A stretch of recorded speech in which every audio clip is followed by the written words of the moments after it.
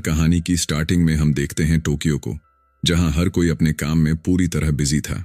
कुछ लोग भागते हुए ट्रेन पकड़ने की कोशिश कर रहे थे ताकि जल्दी से अपने ऑफिस पहुंच जाएं। जैसे ही वो लोग ट्रेन पकड़ लेते हैं, तुरंत फोन में बिजी हो जाते हैं। किसी को भी एक दूसरे से कोई लेना देना नहीं था और सबको ये अंदाजा भी नहीं था कि उनकी किस्मत अब बदलने वाली है। इसी बीच ट्रेन के अंदर एक बॉटल का कैप लुढ़कते हुए दिखता है और अचानक से ही वो गायब हो जाता है। कैप के गायब होते ही सबके फोन्स पर लगातार अर्थक्वेक अलर्ट्स आने लगते हैं, जिससे सारे लोग घबरा जाते हैं। लेकिन इसके बावजूद भी ट्रेन रुकती नहीं और सीधा एक टनल में घुस जाती है। उस टनल के अंदर मौजूद था एक वर्म होल और ट्रेन उसके भीतर एंटर कर जाती है। अंदर बैठे सारे पैसेंजर्स बेहोश हो जाते हैं। थोड़ी देर बाद जब सबकी आंख खुलती है तो वो लोग बाहर निकलने की कोशिश करते हैं, क्योंकि अब तक ट्रेन रुक चुकी थी। मगर जैसे ही बाहर आते हैं, सामने का नजारा देखकर सबके होश उड़ जाते हैं। असल में वहां अब कोई ट्रेन नहीं थी, सिर्फ वही कंपार्टमेंट मौजूद था जिसमें ये लोग सफर कर रहे थे। और जिस जगह को वो बचपन से जानते थे, जहां ऊंची ऊंची बिल्डिंग्स होती थीं, वहां अब सिर्फ डेंस जंगल फैला हुआ था। इस अजीब नजारे को देखकर सब शॉक हो जाते हैं। तभी यहां हमें सैम नाम का एक शख्स दिखता है जो सबकी हालत चेक करने लगता है। दरअसल रियल लाइफ में वो फायर फाइटर था और उसे अच्छी तरह पता था कि ऐसे हालात में लोगों को कैसे संभालना है। सैम सबको शांत करने की कोशिश करता है। वहीं हमें यूमी नाम की एक लड़की भी दिखती है जो सैम को पहले से जानती थी। दरअसल यूमी को सैम काफी पसंद भी करता था, क्योंकि कॉलेज टाइम पर जब वो फायर फाइटिंग का कोर्स कर रही थी, तब सैम वहां ट्रेनिंग देने आया था। फिर कहानी कट होती है 2023 में, जहां लोग पैनिक में हैं। किसी की समझ में ये बात नहीं आ रही कि चलती हुई ट्रेन के 2 कंपार्टमेंट्स अचानक कैसे गायब हो गए। इसका साफ मतलब था कि सिर्फ एक नहीं, बल्कि 2 कंपार्टमेंट्स वैनिश हुए थे, जिनमें से एक अभी तक दिखाया नहीं गया। गवर्नमेंट की टीम उस टनल की जांच शुरू करती है जहां से कंपार्टमेंट्स गायब हुए थे। तभी उन्हें दूसरी तरफ से एक लाइट नजर आती है। उन्हें लगता है शायद सारे पैसेंजर्स वहीं हैं। वहीं दूसरी ओर सैम और यूमी एक और यात्री के साथ टनल की दूसरी तरफ बढ़ रहे थे, ताकि पता लगा सकें कि वो लोग आखिर कहां पहुंच गए हैं।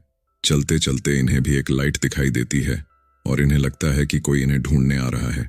गवर्नमेंट वालों को भी यही लगता है कि उन्होंने पैसेंजर्स को ढूंढ लिया है। लेकिन जब वो लाइट के पास पहुंचते हैं तो उन्हें वहां सिर्फ अपने ही लोग दिखते हैं, जिन्हें तलाश के लिए भेजा गया था।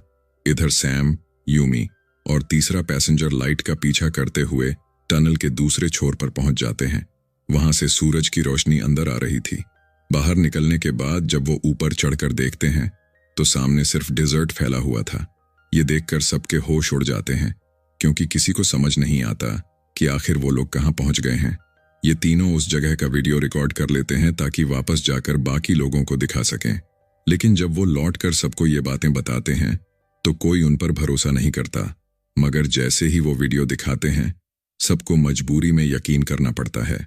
अब सबके सामने सबसे बड़ा सवाल ये था, आखिर वो यहाँ सरवाइव कैसे करेंगे। और सबसे बड़ा डर ये था कि अगर यहाँ इंसान ही मौजूद नहीं है तो आखिर इन्हें बचाएगा कौन। यही सोच सोचकर सब लोग डिप्रेशन में जाने लगते हैं। ऊपर से किसी के फोन में सिग्नल भी नहीं आ रहे थे। सैम किसी तरह सबको संभालने की कोशिश करता है। लगभग 7 घंटे बीत चुके थे और अब सबको भूख भी लगने लगी थी। लेकिन प्रॉब्लम यह थी कि इतने सारे लोगों का पेट भरने लायक खाना किसी के पास नहीं था। कुछ लोगों के पास बस थोड़े बहुत स्नैक्स थे, जो उन्होंने बाकी के साथ शेयर करने का डिसाइड किया। यहीं हमें रेनी नाम की एक लड़की दिखती है जो सबके बैग्स चेक करने लगती है, उम्मीद में कि शायद कुछ खाने को मिल जाए। उसे खाने का सामान तो ज्यादा नहीं मिलता, लेकिन हायाशिमा के बैग से उसे एक कैंची और गवर्नमेंट का एक लेटर हाथ लगता है। वो लेटर जेल से आया हुआ था। ये देखकर रानी को शक हो जाता है कि शायद हायाशिमा कोई बड़ा क्रिमिनल है और इसी ने सबको यहां फंसाया है ताकि गवर्नमेंट को ब्लैकमेल करके अपनी सजा माफ करवा सके। रानी ये बात सबके सामने चिल्ला चिल्ला कर बता देती है। हायाशिमा सबको समझाने की कोशिश करता है, लेकिन कोई उसकी बात सीरियसली नहीं लेता। परेशान होकर वो डिसाइड करता है कि अब वो यहां से बाहर निकल ही जाएगा। इसी बीच हमें शीरा नाम की लड़की दिखती है, जिसके पास काफी सारे फ्रूट्स थे।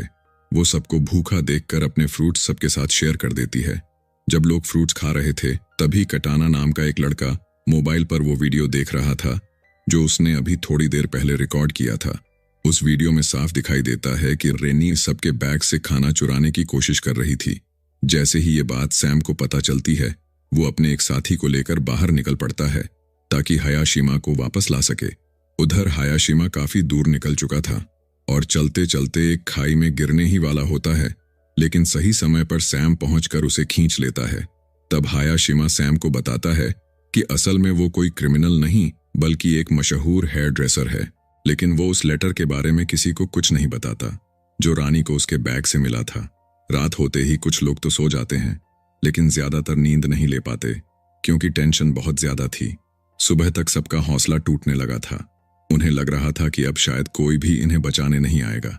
ऐसे में सैम फिर से सबको मोटिवेट करने की कोशिश करता है और भरोसा दिलाता है कि वो सबको बचा लेगा। लेकिन इस बार हायाशिमा थोड़ा भड़क जाता है। उसे समझ नहीं आता कि सैम इतनी कोशिश क्यों कर रहा है। तब सैम उसे अपने पास्ट की एक कहानी सुनाता है जिसमें उसकी वजह से उसके दोस्त की दोनों टांगें खराब हो गई थीं। तभी से सैम ने ठान लिया था कि अब वो जितना हो सके दूसरों की हेल्प करेगा। इसके बाद सैम, हायाशिमा और काटाना तीनों सामान तलाशने निकल जाते हैं ताकि कुछ खाने पीने का इंतजाम हो सके। रास्ते में हायाशिमा को अपने भाई के विजन्स दिखने लगते हैं। फिर हमें उसके पास्ट की एक झलक दिखाई जाती है। असल में वो लोग बहुत गरीब फैमिली से बिलोंग करते थे। बाद में हायाशिमा मशहूर हेयर ड्रेसर बना और उसने अपने सारे सपने पूरे कर लिए, लेकिन काम में इतना बिजी हो गया कि उसने अपने भाई पर ध्यान देना बंद कर दिया। उसी लापरवाही के चलते उसका भाई एक बड़ा क्रिमिनल बन गया और पुलिस ने उसे पकड़ लिया। यहीं खुलासा होता है कि रानी को उसके बैग से मिला लेटर असल में उसके भाई का था। उस दिन उसके भाई की बेल होने वाली थी और हायाशिमा उसे लेने ही जा रहा था। उधर बाकी पैसेंजर्स आसपास का एरिया एक्सप्लोर करने निकलते हैं। उन्हें वहां कुछ खास तो नहीं मिलता, लेकिन दूर उन्हें एक बहुत बड़ा टावर दिखाई देता है। उस टावर को देखकर सब हैरान रह जाते हैं क्योंकि असल में वो टावर साल 2026 तक ही कंप्लीट होने वाला था। उस टावर के बारे में जगह जगह एडवर्टाइजिंग चल रही थी। वहीं हमें एक बायोलॉजिस्ट भी दिखता है जिसे एक ऐसा प्लांट मिला जो असल में करीब 30 साल बाद उगने वाला था। ये देखकर सबको साफ समझ आ जाता है कि वो लोग किसी तरह फ्यूचर में पहुंच चुके हैं। ये बात जानकर सब दंग रह जाते हैं कि आने वाले समय में दुनिया की हालत इतनी खराब होने वाली है। इधर 2023 में लोग अभी भी टेंशन में थे क्योंकि उन्हें अब तक कोई क्लू नहीं मिला था कि आखिर वो दोनों कंपार्टमेंट्स कहाँ गए। आखिरकार न्यूज पर ऑफिशियल अनाउंसमेंट कर दी जाती है कि एक ट्रेन के 2 डिब्बे गायब हो गए हैं जिनमें लगभग 100 पैसेंजर्स थे।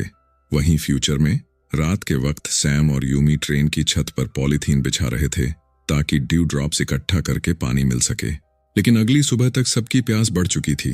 तभी वही बायोलॉजिस्ट बताता है कि उसे पास में एक प्लांट मिला है जो सिर्फ वहीं उगता है जहां कोई वाटरफॉल होता है। ये सुनते ही सैम डिसाइड करता है कि उन्हें वाटरफॉल ढूंढना होगा ताकि पानी की प्रॉब्लम सॉल्व हो सके। सैम अपने साथ यूमी, बायोलॉजिस्ट और हायाशिमा को लेकर निकल पड़ता है। खोजते खोजते वो लोग एक पहाड़ के पास पहुंचते हैं। ऊपर देखते ही उन्हें अंदाजा हो जाता है कि शायद वहीं पर पानी हो सकता है। वापस आकर सब मिलकर एक रस्सी बनाते हैं ताकि सैम उस पहाड़ पर चढ़ सके।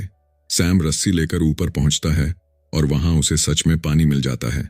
ये देखकर सब खुश हो जाते हैं, लेकिन उसी ऊंचाई से सैम एक और शॉकिंग चीज नोटिस करता है। जहां कभी टोक्यो सिटी हुआ करती थी, वहां अब बस एक विशाल समंदर फैला हुआ है। जब वो नीचे आकर ये बात सबको बताता है तो लोग और भी परेशान हो जाते हैं। किसी को समझ ही नहीं आता कि आखिर फ्यूचर में ऐसा क्या हुआ जिससे इंसानियत ऑलमोस्ट खत्म हो गई। रात को जब सब सो रहे थे तभी एक पैसेंजर जिसका नाम तनाका था वो बाहर निकलता है और आसपास कुछ ढूंढने लगता है। तभी अचानक उस पर कोई हमला कर देता है।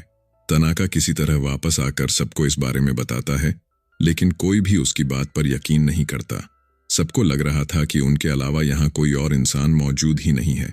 तभी अचानक बारिश शुरू हो जाती है। ये देखकर सब इतने खुश हो जाते हैं क्योंकि काफी समय बाद उन्हें पीने के लिए इतना सारा पानी मिला था।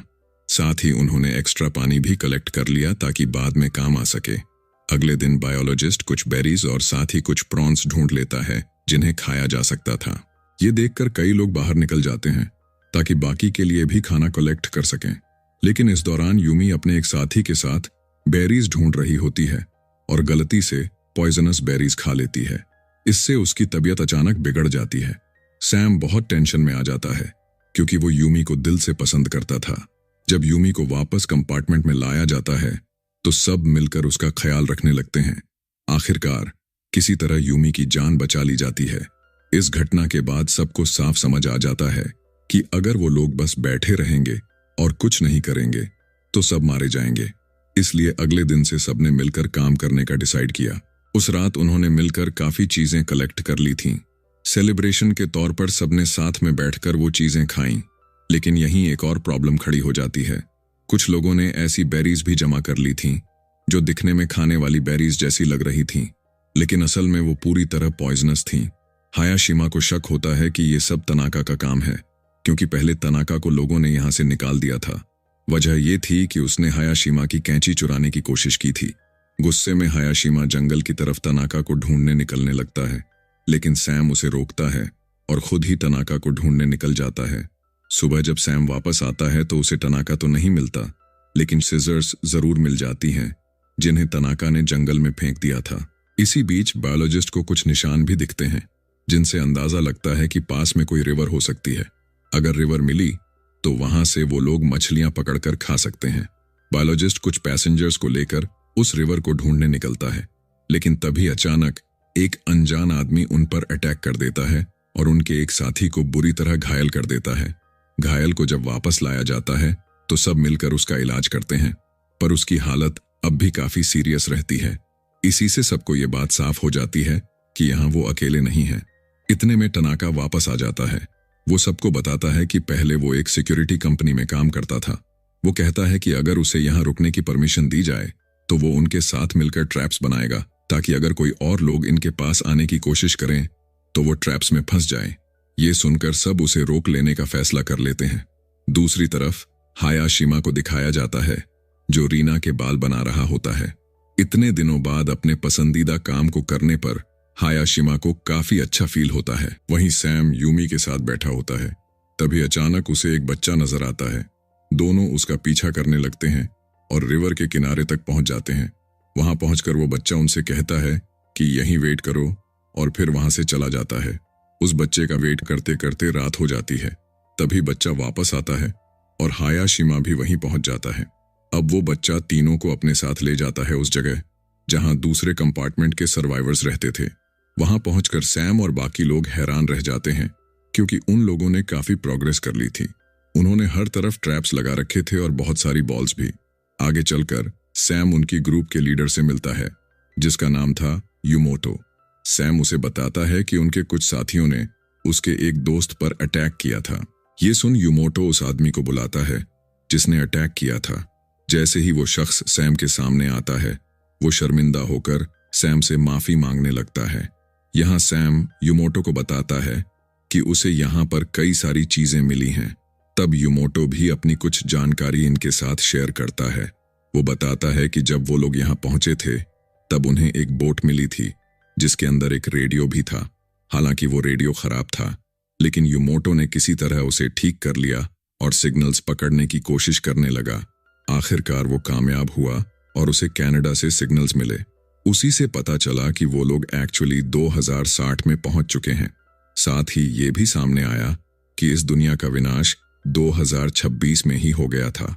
असल में उस वक्त सारी स्पेस एजेंसीज लगातार सैटेलाइट्स लॉन्च कर रही थीं ताकि स्पेस की ज्यादा से ज्यादा जानकारी जुटा सकें। लेकिन उन्हीं में से एक सैटेलाइट एक एस्टेरॉयड से टकरा गई और फिर वही एस्टेरॉयड आकर धरती से टकराया। उस टक्कर के बाद ही पूरी दुनिया तबाह हो गई और लोग मारे गए। अब जब सैम दोबारा यूमोटो से रेडियो के बारे में पूछता है तो यूमोटो बताता है कि अचानक सारे सिग्नल्स गायब हो गए। उसके बाद कभी भी उनका कांटेक्ट नहीं हो पाया। ये सब जानने के बाद सैम और ज्यादा टेंशन में आ जाता है कि आखिर वो अपने साथियों को यहाँ से कैसे निकालेगा। फिर वो बाकी साथियों को जाकर बताता है कि असल में वो लोग 2060 में पहुंच गए हैं। ये सुनकर सबको लगने लगता है कि शायद भगवान ने उन्हें एक मौका दिया है ताकि आने वाले फ्यूचर की तबाही को रोका जा सके। इसके बाद सब सोचने लगते हैं कि किसी तरह वापस पास्ट में जाया जा सके, लेकिन काफी देर तक माथापच्ची करने के बावजूद किसी को कोई आइडिया नहीं मिलता। इसलिए सब पास के तालाब में चले जाते हैं। वहां थोड़ी देर नहाने के बाद वो लोग काफी सारी मछलियां पकड़ लेते हैं। वहीं दूसरी तरफ तनाका को दिखाया जाता है। वो काफी अकेला फील कर रहा था। पहला कारण, कोई उससे ढंग से बात नहीं करता था। दूसरा, उसे भी किसी के साथ रहने में इंटरेस्ट नहीं था। इसीलिए वो झाड़ियों से एक दोस्त जैसा पपेट बना लेता है ताकि उसके साथ बैठकर बातें कर सके। अगले दिन बाकी लोग अपने लिए बाथरूम्स जैसे छोटे छोटे सेटअप्स बना लेते हैं ताकि आराम से नहा सकें। फिर जब वो लोग खाना ढूंढने निकलते हैं तो बायोलॉजिस्ट को एक अजीब सा हरे रंग का स्टोन मिलता है। ये सब तानका भी देख लेता है। तुरंत वो युमोटो के पास जाकर उसे ये बात बता देता है। अब जब युमोटो को पता चलता है कि दूसरे ग्रुप को कुछ हरे कलर के स्टोन्स मिले हैं जिनकी मदद से शायद वो घर वापस जा सकते हैं, तो सबसे पहले वो तनाका को खाने को देता है। बदले में तनाका वादा करता है कि जैसे ही उसे दूसरे ग्रुप के बारे में और जानकारी मिलेगी वो युमोटो को सब बताएगा। आगे हम रेनी और यूमी को देखते हैं जो आपस में बातें कर रहे थे, लेकिन अचानक किसी बात को लेकर दोनों में बहस हो जाती है। बहस के दौरान गुस्से में रेनी यूमी को धक्का दे देती है। यूमी जाकर एक गड्ढे में गिरती है। उस गड्ढे में पहले से ही एक इंसान की लाश पड़ी हुई थी। ये देखकर सब लोग हैरान रह जाते हैं। दूसरी तरफ हमें तनाका दिखता है जो वही मछली खा रहा था और साथ ही न्यूज़पेपर पढ़ रहा था। अब सीन फिर से कट होकर रेनी और यूमी पर आता है। इनके पास कुछ कैरी 6 के लोग पहुंच जाते हैं। जैसे ही वो लोग आते हैं तुरंत ही रेनी और यूमी पर हमला कर देते हैं। रेनी तो किसी तरह अपनी जान बचाते हुए वहां से भाग निकलती है, लेकिन यूमी वहीं फंस जाती है। रेनी भागती भागती सीधे सैम के पास पहुंचती है और जब सैम को इस पूरे इंसिडेंट के बारे में पता चलता है तो वो बिना देर किए हाया और सीमा के साथ निकल पड़ता है ताकि यूमी को बचा सके। लेकिन जब वो उस जगह पहुंचते हैं जहां थोड़ी देर पहले यूमी और कैरी 6 के लोग थे, तब तक वहां कोई नहीं होता। यूमी और वो लोग वहां से जा चुके थे। अब सीन में यूमी दिखती है जो किसी तरह उनसे बचकर भागने की कोशिश कर रही थी। वो भागते भागते एक बोट पर चढ़ जाती है ताकि वहीं छिप सके। दूसरी तरफ सैम और हायाशिमा कैरी 6 के लोगों पर अटैक करने के लिए तैयार होते हैं, लेकिन जैसे ही युमोटो को इस बारे में पता चलता है कि उसके साथियों ने ऐसा काम किया है तो वो सैम और उसकी टीम से माफी मांगने लगता है। वो ये भी तय करता है कि किसी भी हालत में वो यूमी को ढूंढकर वापस लाएगा। लेकिन इस वक्त सैम को लग रहा था कि शायद युमोटो ने ही यूमी को कहीं छुपा रखा है। इसलिए सैम उसे उस लाश के बारे में भी बताता है जो कैरी 6 के ठिकाने के पास मिली थी। ये सुनकर युमोटो अपनी लीडर बनने की कहानी बताने लगता है। वो बताता है कि जब वो लोग यहाँ पहली बार आए थे तो एक इंसान बहुत ज्यादा एग्रेसिव और घबराया हुआ हो गया था। युमोटो ने उसे समझाने की कोशिश की, लेकिन जब वो नहीं माना और उल्टा युमोटो पर ही अटैक कर दिया तो युमोटो ने सेल्फ डिफेंस में उसका कत्ल कर दिया। उसी के बाद से बाकी सबने युमोटो को अपना लीडर मान लिया। वही लाश असल में उसी इंसान की थी। अब जब सैम और उसकी टीम को ये सच्चाई पता चलती है तो वो अपने बेस वापस लौट जाते हैं। वहां पहुंचकर वो लोग वेपन्स बनाने की कोशिश करते हैं। वहीं दूसरी तरफ युमोटो अपने कैंप में वापस लौटता है और रेडियो से सिग्नल पकड़कर लोगों से बात करने की कोशिश करता है, लेकिन उसी बोट में छिपी हुई यूमी ये सब कुछ देख लेती है। साथ ही यूमी को ये भी पता चल जाता है कि युमोटो असल में सबको बेवकूफ बना रहा था, क्योंकि जिस रेडियो के थ्रू वो बाकी लोगों से कांटेक्ट करने की कोशिश कर रहा था उसकी तो तार ही टूटी हुई थी। अब जब यूमी बाहर निकलकर युमोटो से इस बारे में सवाल करती है तो युमोटो साफ बोल देता है कि असल में वो यहाँ पर हमेशा लीडर बनकर ही रहना चाहता है। वो पास्ट में वापस नहीं जाना चाहता क्योंकि वहां उसे कभी भी इंपॉर्टेंस नहीं मिली। लेकिन यूमी ने मन बना लिया था कि जैसे ही वो बाहर निकलेगी वो बाकी सबको इस सच्चाई के बारे में बता देगी। युमोटो उसे रोकने की कोशिश करता है, लेकिन जब यूमी उसकी बात नहीं मानती तो युमोटो उसे वहीं बांध देता है और वहां से चला जाता है। अब रात का सीन आता है। सैम और उसकी टीम काफी सारे वेपन्स तैयार कर चुके थे। उन्होंने पूरी तरह डिसाइड कर लिया था कि अगले दिन वो जाकर कैरी 6 वालों पर हमला करेंगे। इसी बीच दो लोग ये सोचते हैं कि पहले किसी बिल्डिंग जैसी जगह ढूंढी जाए ताकि अगर लड़ाई हार भी गए तो वहां जाकर बाकी साथियों के साथ सेफ रह सकें। और अगले दिन दो लोग उस जगह को ढूंढने के लिए निकल पड़ते हैं और उधर जैसे ही केयर 5 के लोग कैरी 6 वालों पर अटैक करने निकलते हैं उतने में ही कैरी 6 वाले खुद इन पर हमला करने पहुंच जाते हैं। धीरे धीरे लड़ाई बहुत इंटेंस हो जाती है। कभी सैम की टीम भारी पड़ती तो कभी युमोटो की टीम। युमोटो बीच में सबको रोकने की कोशिश करता है, लेकिन फाइट रुकने का नाम ही नहीं ले रही थी। और ये लड़ाई तब तक चलती रहती है जब तक वहां खुद यूमी नहीं पहुंच जाती। वो किसी तरह से बंधन से छूटकर वापस आ जाती है। तभी यूमी सबके सामने यूमोटो का सच खोल देती है। वो बता देती है कि यूमोटो अब तक सभी को धोखा देता आ रहा था। इस पर यूमोटो सफाई देता है कि उसने ये सब सिर्फ इसलिए किया ताकि लोगों की उम्मीद बनी रहे। अगर सबको सच पता चल जाता तो कई लोग हार मानकर शायद सुसाइड भी कर लेते। और ये बात सैम को भी सही लगती है। लेकिन अब यूमोटो ने डिसाइड कर लिया था कि वो अपनी लीडरशिप छोड़ देगा। जाते जाते वो वहां एक डायरी छोड़ देता है जो उसे शिप के अंदर से मिली थी। उसी डायरी में डिटेल में लिखा हुआ था कि 2026 में अर्थ कैसे तबाह हुई थी। अब सीन शिफ्ट होता है उन दो लोगों पर जो बिल्डिंग ढूंढने निकले थे। अचानक उन्हें एक टावर दिखता है जिसके अंदर भी वैसे ही ग्रीन स्टोन्स रखे हुए थे। फिर स्टोरी कट होकर 2023 में आती है जहां डी नाम का एक साइंटिस्ट दिखता है। वो टनल की स्टडी करने के बाद ये पता लगाता है कि जिस टाइम पर ट्रेन के कोचेस गायब हुए थे उसी वक्त टनल में एक वर्म होल बना था। और ये वर्म होल एक्चुअली एक सुपरनोवा एक्सप्लोजन की वजह से बना था।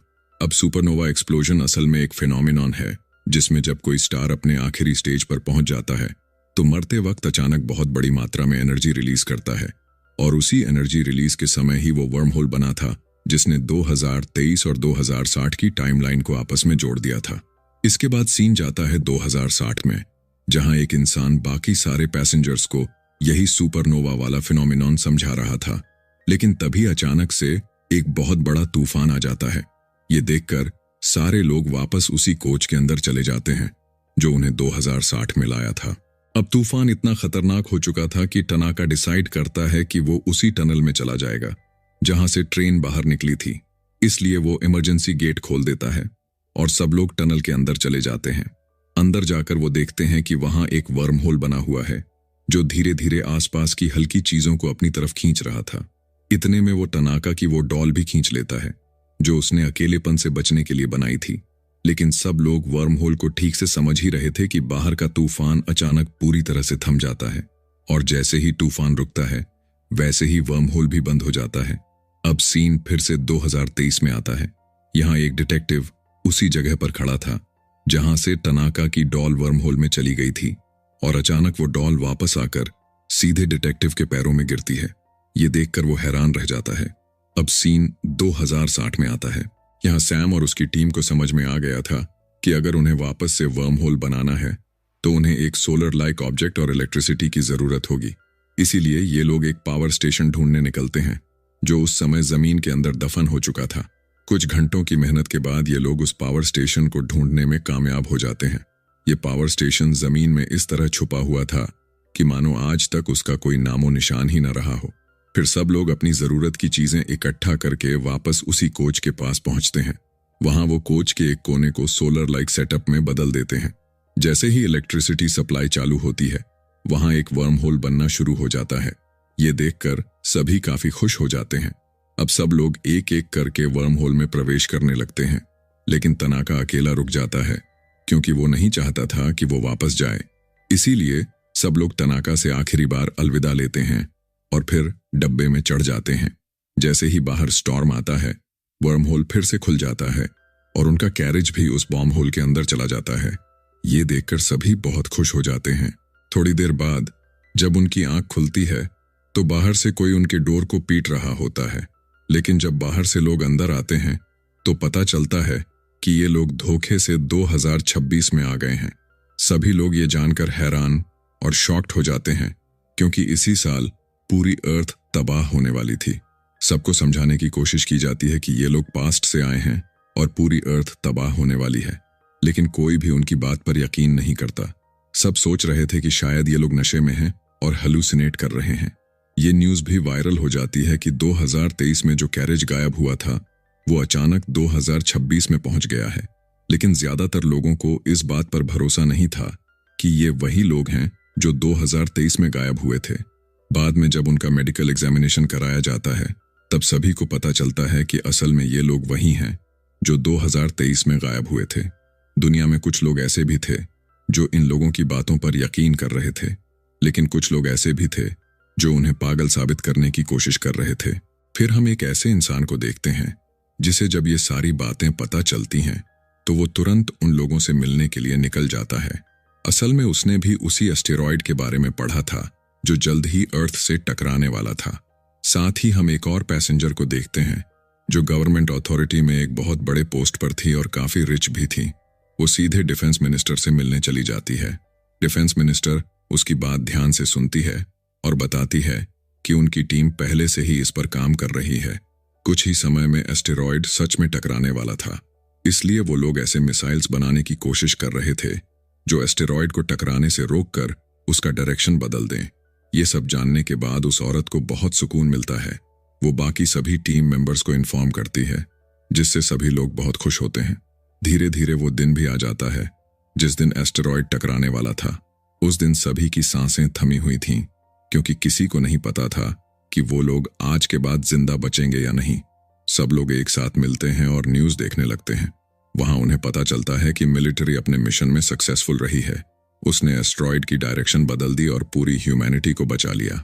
ये जानकर सभी लोग बेहद खुश और रिलीव्ड हो जाते हैं। और इसी के साथ ये कहानी यहीं समाप्त होती है। उम्मीद है कि आपको यह वीडियो पसंद आई होगी। अगर सचमुच पसंद आई हो तो इसे लाइक करें और हमारे चैनल को सब्सक्राइब करना न भूलें। जल्दी ही मुलाकात होगी एक और नई कहानी के साथ।